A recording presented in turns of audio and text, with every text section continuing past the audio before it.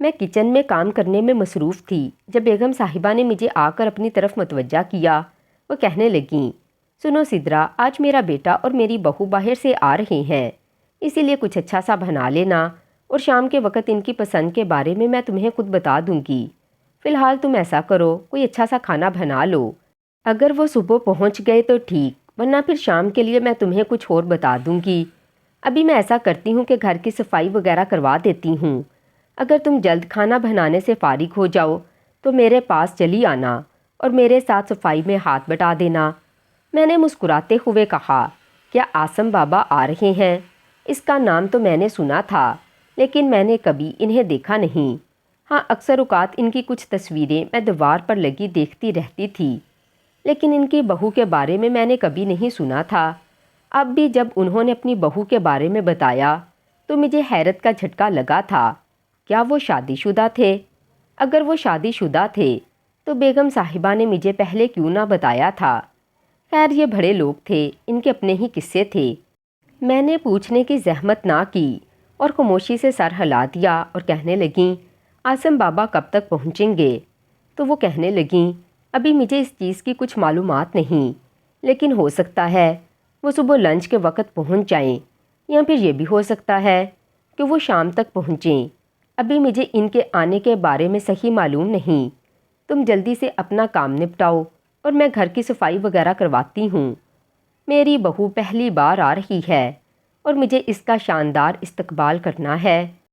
بیگم صاحبہ کے منہ سے یہ الفاظ سن کر ایک دم سے پھیکی سی مسکراہٹ میرے چہرے پر بھی بکھر گئی، لیکن ماضی میں اپنے ساتھ ہوئے نقصان کا ازالہ نہیں ہو پا رہا تھا۔ مجھے ایک دم سے اپنے زخم دوبارہ سے تازہ ہوتے ہوئے محسوس ہوئے۔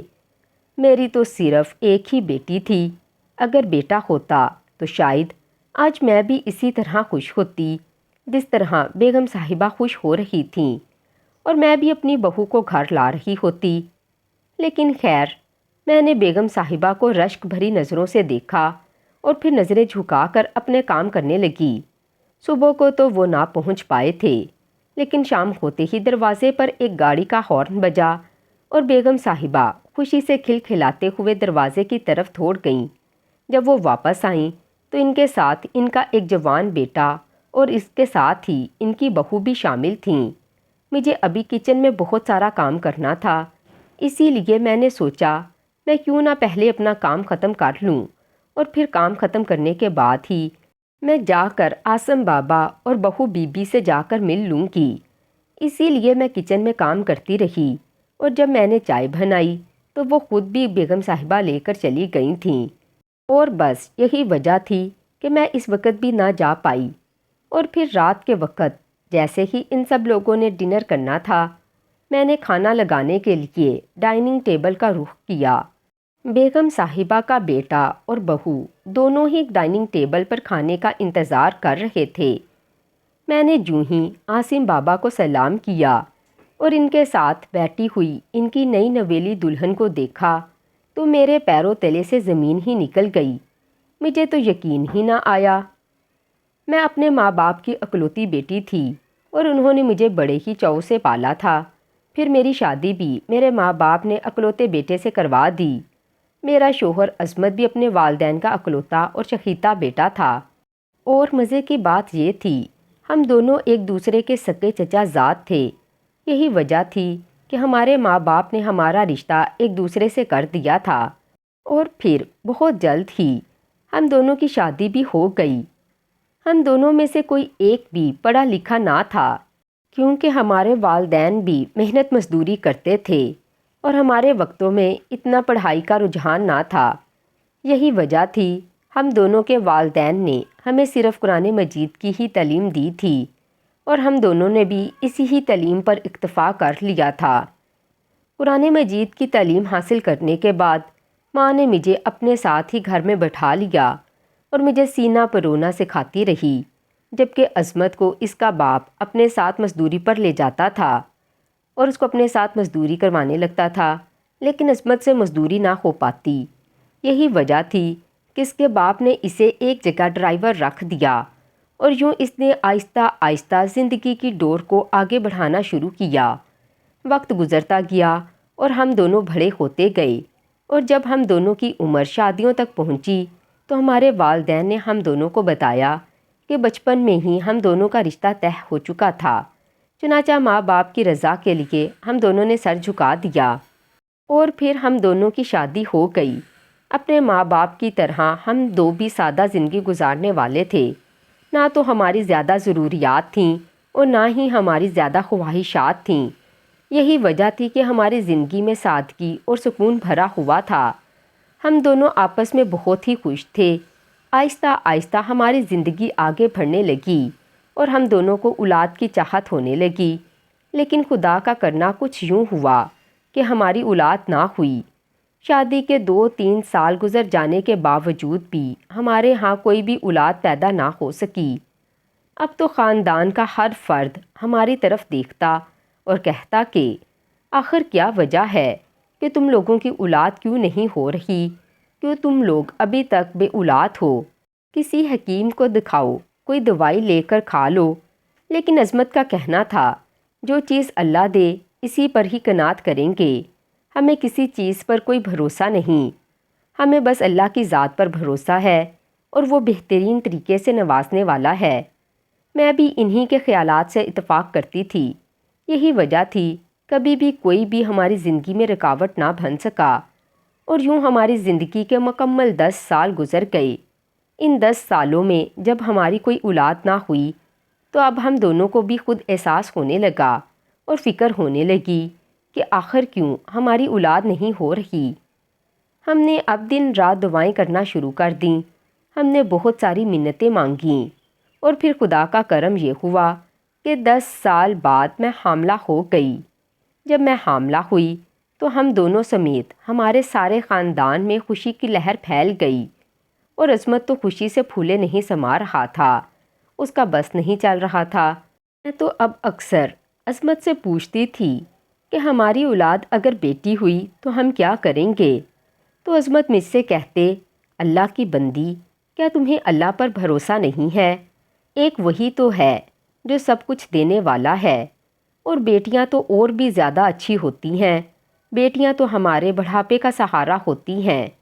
ایسے ہی لوگوں نے بیٹوں کا نام روشن کر رکھا ہے، لیکن کبھی تم نے دیکھا ہے کہ جب ماں باپ بوڑھے ہو گئے ہوں تو ان کی کفالت بیٹا کرتا ہو؟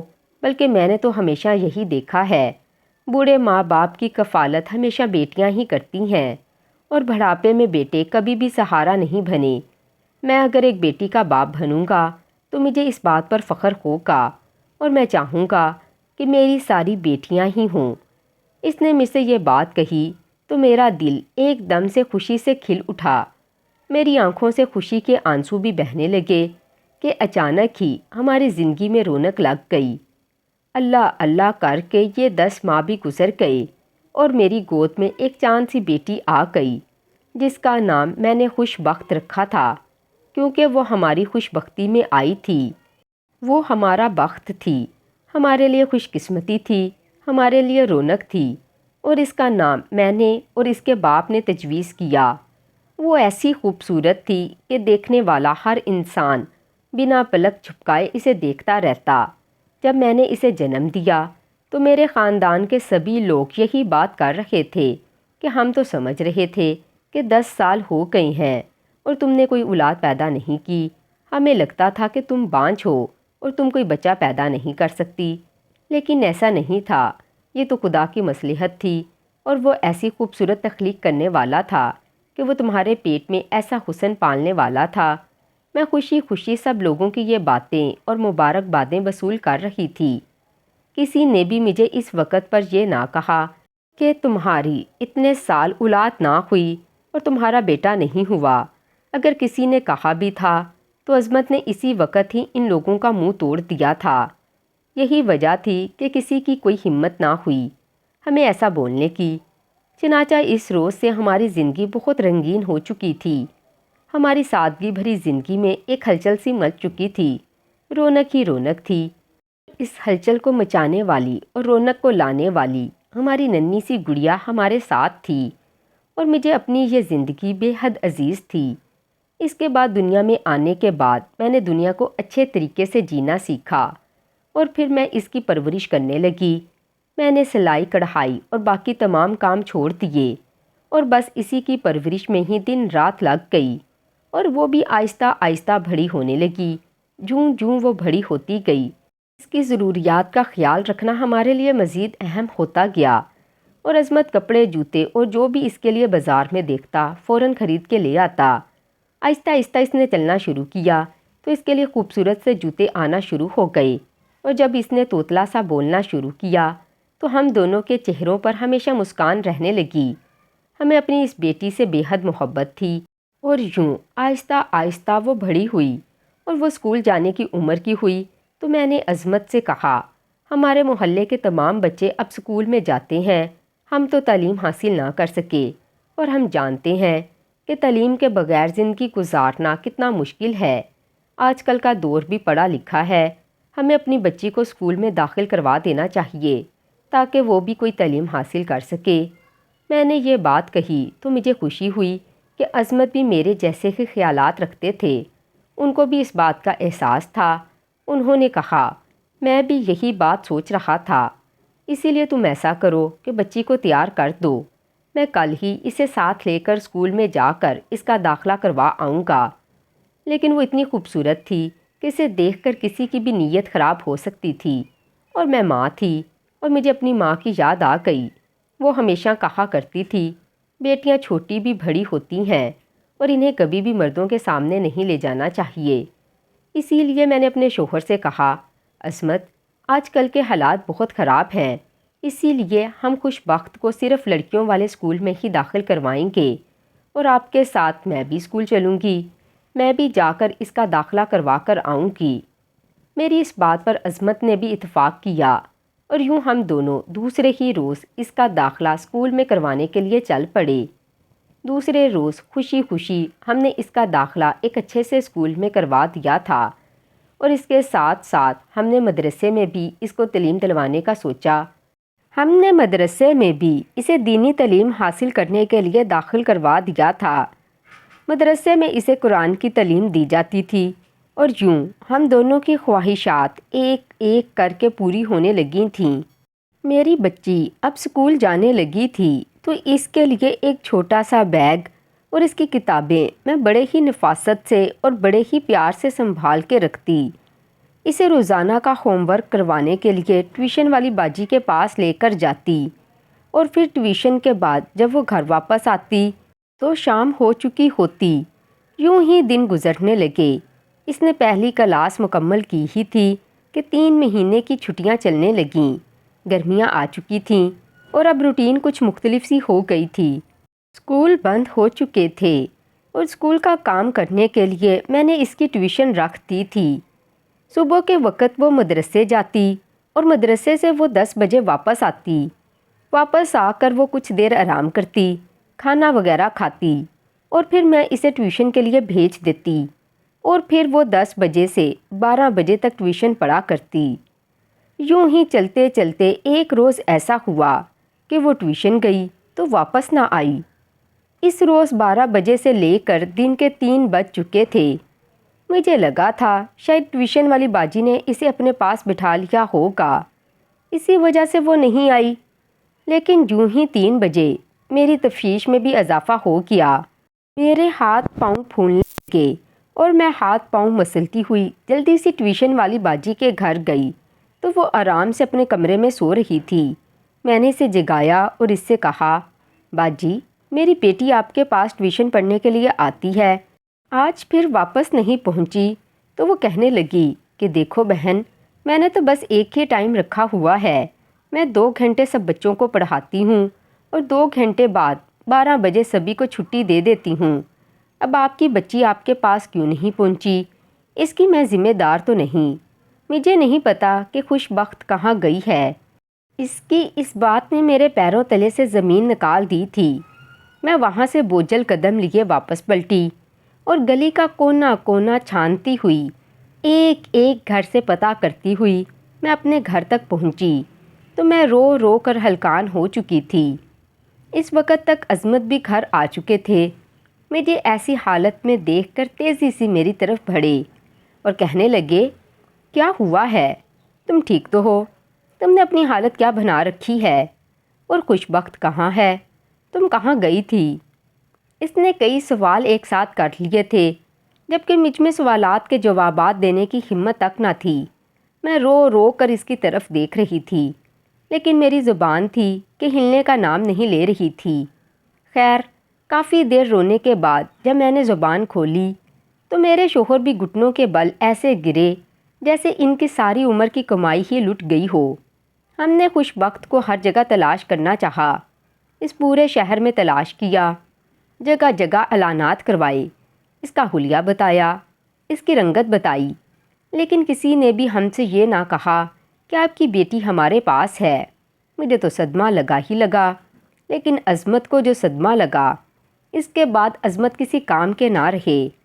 بار بار کہتے، نہ جانے ہماری گڑیا کہاں چلی گئی، خدا نے اتنی منتوں اور ریاضتوں کے بعد ہی ہمیں عطا کی تھی، لیکن پھر ہم سے وہ بھی چھین لی۔ خدا کے لیے میری بیٹی مجھے واپس لا دو، خدا کے لیے مجھے میری بیٹی واپس لا دو۔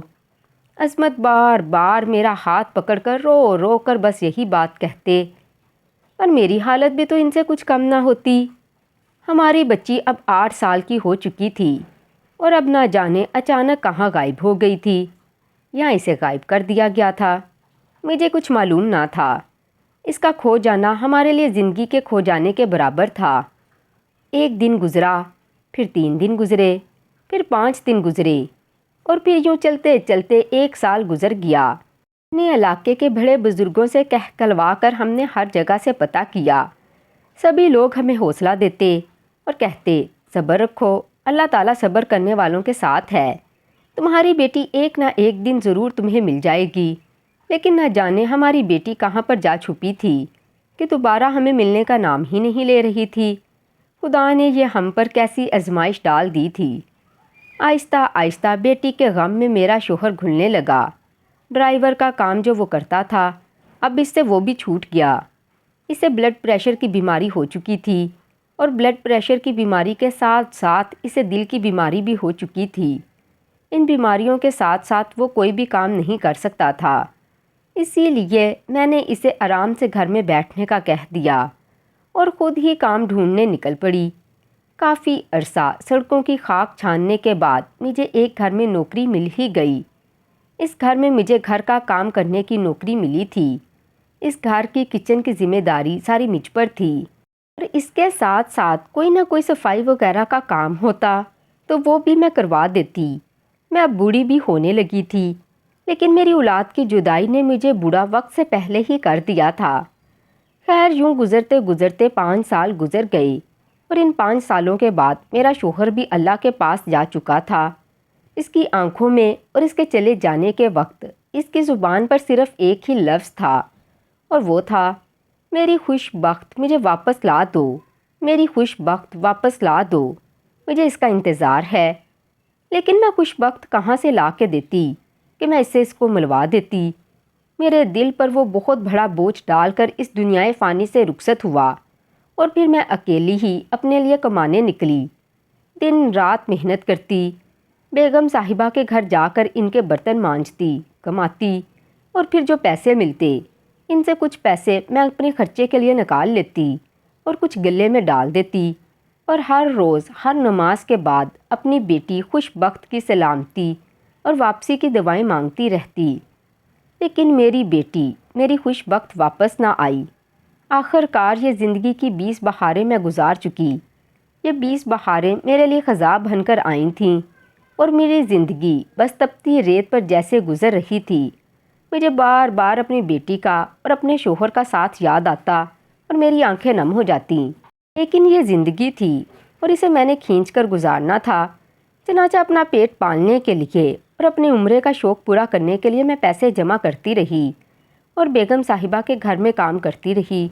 آخر کار آج مجھے یہاں پر آئے ہوئے مکمل طور پر 20 سال جو ہو چکے تھے، ان 20 سالوں میں کوئی ایک دن ایسا نہیں گزرا تھا جب میں اپنی بیٹی کو یاد کر کے نہ روئی ہوں اور اپنے شوہر کی جدائی پر آنسو نہ بہائے ہوں۔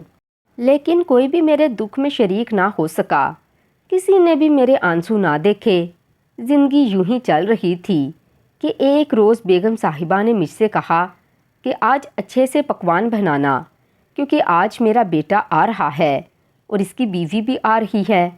مجھے یہ بات سن کر بڑا عجیب لگا تھا، لیکن خیر پھر اس کے بعد جب رات کے وقت عاصم بابا اور ان کی بیوی ڈائننگ ٹیبل پر بیٹھے تھے اور میں کھانا لگا رہی تھی، تو میں نے دیکھا کہ عاصم بابا کے ساتھ جو لڑکی تھی، اسے دیکھ کر تو میرے پیروں تلے سے زمین ہی نکل گئی تھی، کیونکہ اس کے ماتھے پر بالکل وہی نشان تھا جو میری بیٹی خوش بخت کے چہرے پر نشان تھا۔ اس کے ماتھے پر ایک سرخ رنگ کا چاند جیسا نشان تھا، جو ابھی بہو بیگم کے ماتھے پر نشان میں دیکھ رہی تھی، وہ بالکل ویسا ہی تھا۔ میرے تو پیروں تلے سے زمین ہی نکل گئی تھی۔ میرے اندر ایک ماں کا دل دھڑک رہا تھا۔ پہلا ایک ماں اپنی اولاد کو کیسے نہیں پہچان سکتی؟ میں تو اپنی خوش بخت کو لاکھوں اور ہزاروں میں بھی پہچان سکتی تھی۔ خیر میں نے اسی وقت اپنے ہاتھ روکے اور کہنے لگی، میری بیٹی، میری خوش بخت، تم کہاں چلی گئی تھی؟ اور اسی وقت حیرت کی انتہا نہ رہی جب بیگم صاحبہ اور عاصم بابا نے میری طرف دیکھا۔ عاصم بابا مجھے نہیں جانتے تھے، لیکن بیگم صاحبہ کے توسط سے میں انہیں جانتی تھی۔ بیگم صاحبہ نے بتایا تھا کہ آج سے تقریباً 20 سال پہلے انہوں نے اپنے بیٹے کو باہر بھیج دیا تھا اور اب ان کا وہی بیٹا واپس آیا ہے۔ خیر زندگی دور نے ویسے ہی چلنا شروع کر دیا تھا، اور اب جب میری بیٹی سامنے آئی تھی تو وہ کسی کی دلہن بن چکی تھی اور اتنی بڑی ہو چکی تھی۔ مجھے یوں اطاولہ دیکھ کر بیگم صاحبہ مجھ سے کہنے لگی، کیا ہوا ہے؟ تم ہوش میں تو ہو؟ کہ تمہاری بیٹی کیسے ہو سکتی ہے؟ یہ تو میری بہو ہے۔ لیکن میں نے کہا، بیگم صاحبہ میری آنکھیں دھوکہ کھا سکتی ہیں پر میرا دل دھوکہ نہیں کھا سکتا۔ یہ میری اپنی اولاد ہے جسے میں نے جنم دیا اور 8 سال تک میں اسے پالتی رہی، لیکن پھر اس کے بعد یہ ایسی کھوئی کہ مجھے واپس ہی نہ ملی۔ آج جب یہ میرے سامنے ہے تو کیا میں اسے نہیں پہچانوں گی؟ میرا دل یہ گواہی دے رہا ہے کہ یہ کوئی اور نہیں بلکہ میری اپنی بیٹی، میری خوش بخت ہے۔ اس کی یہ بات سن کر عاصم بابا غصے سے کھڑے ہو گئے، اور ابھی اس سے پہلے کہ وہ مجھ سے کچھ کہتے، اس کے ساتھ بیٹھی ان کی بیوی کہنے لگی، یہ بالکل سچ کہہ رہی ہیں، یہ میری اپنی ماں ہیں۔ میں نے ان کے ساتھ اپنی زندگی کے 8 سال گزارے ہیں اور یہ بالکل سچ بات کہہ رہی ہیں۔ ان کی بات میں ذرا بھی جھوٹ شامل نہیں۔ یہ میری اپنی سکی ماں ہیں جنہوں نے مجھے جنم دیا تھا۔ اس کی یہ بات سن کر بیگم صاحبہ اور عاصم بابا تو سکتے میں آ گئے۔ اس کے بعد وہ روتے ہوئے بھاگ کر آئی اور میرے سینے سے لگ گئی اور کہنے لگی، امی جان، مجھے آپ بہت یاد آتی تھیں۔ آپ کو پتہ ہے میں آپ سے کھو گئی تھی، لیکن میں نے کوئی لمحہ آپ کی یاد کے بغیر نہیں گزارا۔ اس نے روتے ہوئے مجھ سے کہا۔ میں نے اسے اپنے سینے سے لگایا تو مجھے یوں لگا جیسے سارے جہاں کا سکون سمٹ کر میرے سینے میں آ لگا ہو۔ کافی دیر اس سے لپٹ کر روتے رہنے کے بعد جب میں نے اسے خود سے دور کیا تو میں نے اس سے کہا، تم مجھے بتاؤ آخر ہوا کیا تھا؟ تم کہاں سے کہاں چلی گئی تھی اور تمہارے ساتھ کیا ہوا تھا؟ تو روتے ہوئے اس کی ہچکی بند گئی اور کہنے لگی، میں کچھ نہیں جانتی۔ مجھے پالنے والی میری ماں سامنے کھڑی ہے جس نے بچپن میں ہی میرا رشتہ اپنے بیٹے سے کر دیا تھا۔ اب ہم یہاں آئے ہیں تو یہ ہم دونوں کی شادی کرنے والی ہیں، لیکن آگے کی کہانی آپ ان سے خود ہی سنیں۔ میری بیٹی نے بیگم صاحبہ کی طرف اشارہ کرتے ہوئے کہا، تو میں نے حیرانگی سے بیگم صاحبہ کی طرف دیکھا۔ وہ خاموشی سے نظریں جھکائے کھڑی تھیں۔ میں نے منتظر نظروں سے ان کی طرف دیکھا۔ وہ کچھ لمحے خاموش رہیں، پھر خاموش رہنے کے بعد انہوں نے مجھ سے کہا، یہ بچی مجھے کسی لاوارث جگہ سے ملی تھی۔ کوئی آدمی اسے اٹھا کر نہ جانے کہاں سے کہاں لے جا رہا تھا۔ یہ چیخ چلا رہی تھی اور امی امی پکار رہی تھی۔ میں نے اس کی آواز سنی تو اپنے شوہر سے کہا، آپ جلدی سے اسی گاڑی کے پیچھے اپنی گاڑی لگا دیں، اور پھر میں نے اور میرے شوہر نے مل کر ہی اس بچی کو اور اس کے ساتھ اس کی جیسی دوسری بچیوں کو بھی میں نے اور میرے شوہر نے آزاد کروایا تھا۔ لیکن یہ اتنی چھوٹی تھی کہ اسے اپنے گھر کا رستہ تک بھی معلوم نہیں تھا۔ بس یہ آپ لوگوں کے نام بتاتی تھی، لیکن اسے اپنے علاقے کے بارے میں اور اپنے گھر کے بارے میں کوئی بھی علم نہ تھا۔ اس کو معلوم تھا تو صرف آپ لوگوں کا نام اور کچھ بھی نہیں۔ اور یہ اتنی چھوٹی تھی، اسے یوں بے سہارا چھوڑنا میرے لیے تو آسان کام بالکل بھی نہ تھا۔ میں بس ایک بیٹے کی ماں تھی اور مجھے خواہش تھی کہ میری بھی ایک بیٹی ہو۔ اس کی صورت میں مجھے بیٹی مل گئی۔ میں نے آپ لوگوں کو ڈھونڈنے کی بہت کوشش کی، لیکن آپ لوگ مجھے کہیں نہ ملے۔ آخر کار میرے شوہر نے مجھ سے کہا، تمہیں اداس ہونے کی کوئی بھی ضرورت نہیں، اللہ نے اس بچی کو ہمارے پاس بھیجا ہے تو اس کا دانا پانی بھی ہمارے پاس ہی ہوگا۔ یہ ہماری بیٹی بن کر آئی ہے، ہمیں اسے پالنا چاہیے اور اس کی اچھی تربیت کرنی چاہیے۔ اپنے شوہر کی یہ بات سنی تو مجھے ان کی بات میں کافی وزن لگا اور پھر میں نے مسکراتے ہوئے اسے اپنی کفالت میں لے لیا۔ اس کے بعد میرے شوہر کی خواہش کے مطابق میں نے اپنے بیٹے اور آپ کی بیٹی کی نسبت ایک دوسرے سے طے کر دی، اور پھر میرے شوہر کی خواہش پر یہ دونوں ہی ایک ساتھ امریکہ پڑھنے کے لیے چلے گئے تھے، اور آج یہ پورے 20 سال بعد واپس آئے ہیں۔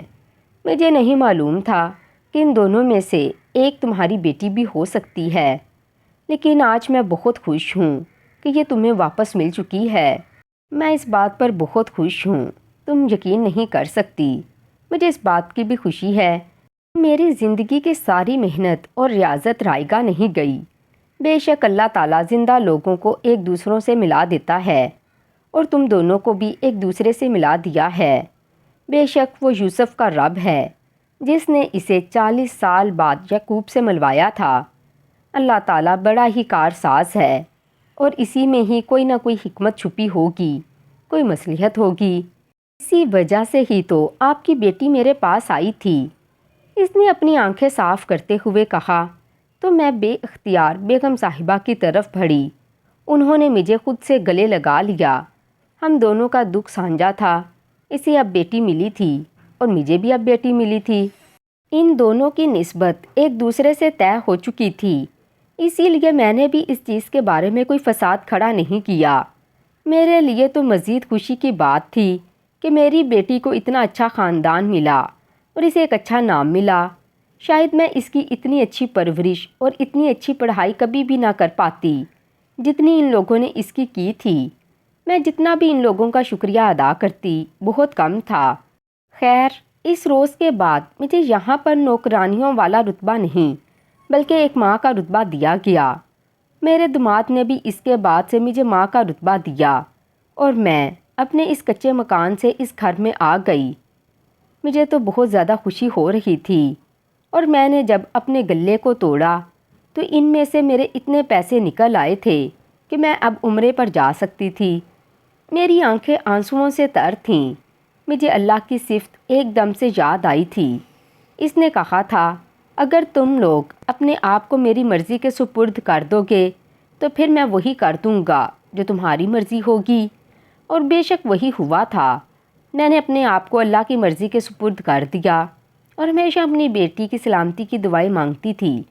اسی وجہ سے تو میری بیٹی آج سلامت میرے سامنے تھی، اور پھر میری یہ چاہت تھی کہ میں عمرہ پر جاؤں، اور خدا نے میری یہ چاہت بھی قبول کر لی، اور آج میں اتنی خوش تھی، میری آنکھوں سے آنسو روا تھے۔ میں نہیں جانتی تھی یہ شکرانے کے تھے، نہیں جانتی تھی کہ یہ دکھ کے ہیں، اور میں یہ بھی نہیں جانتی تھی کہ یہ ملے جلے تاثرات کے ہو سکتے ہیں۔ بس میرا دل خدا کے حضور سجدہ ریز تھا، اور میں خود اللہ کے حضور سجدہ ریز تھی۔ میرا دل بار بار عبادت کرنے کو چاہتا تھا، بار بار آنکھیں خوشی سے نم ہو جاتی تھیں، لیکن میں خوش تھی۔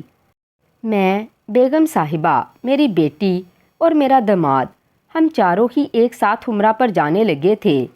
یہ بھی خدا کی کیسی کرم نوازی ہو گئی تھی کہ اس نے ایک پلک جھپکتے ہی میری دنیا بدل کر رکھ دی تھی۔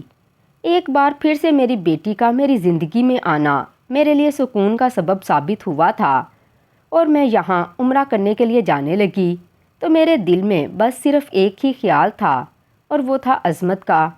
میرے دل میں اس کے لیے ابھی بھی محبت تھی۔ میں نے آنسو صاف کرتے ہوئے اس کے لیے دعا کی تھی تاکہ اس کی کامل مغفرت ہو جائے، اور میں نے دل ہی دل میں یہ سوچا تھا، اگر وہ اس وقت یہاں ہوتا تو وہ کتنا خوش ہوتا۔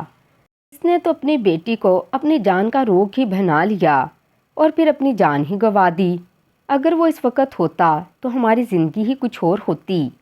میں نے آنسو صاف کرتے ہوئے سے یاد کیا، اور بہت ساری عبادت اور بہت سارے کلام پاک کا ثواب میں نے اس کے ایصال ثواب کر دیا۔ میرا دل ایک دم سے پرسکون ہو گیا۔ بے شک میرا صبر اور میرا کلام پاک اسی وقت خدا کے حضور قبول ہو چکا تھا، اور شاید یہ سب کچھ میرے صبر کا ہی نتیجہ تھا، اور یہ سب کچھ میرے شوہر کو پہنچ بھی چکا ہوگا۔ یہی وجہ تھی کہ میرے دل کو سکون آ گیا تھا۔ اور اب میں دعا کرتی ہوں، خدا اگر آپ پر آزمائش رکھے تو آپ سب لوگ اپنی اپنی آزمائش پر خوب ثابت قدم رہیں۔ جو ثابت قدم رہتا ہے اور صبر کا دامن ہاتھ سے نہیں چھوڑتا، اسے صبر کا صلہ بہت میٹھا ملتا ہے، جس طرح مجھے ملا۔ تو ناظرین، کیسی لگی آج کی کہانی؟ کہانی پسند آئی ہو تو ویڈیو کو لائک، چینل کو سبسکرائب کر دیں۔ شکریہ۔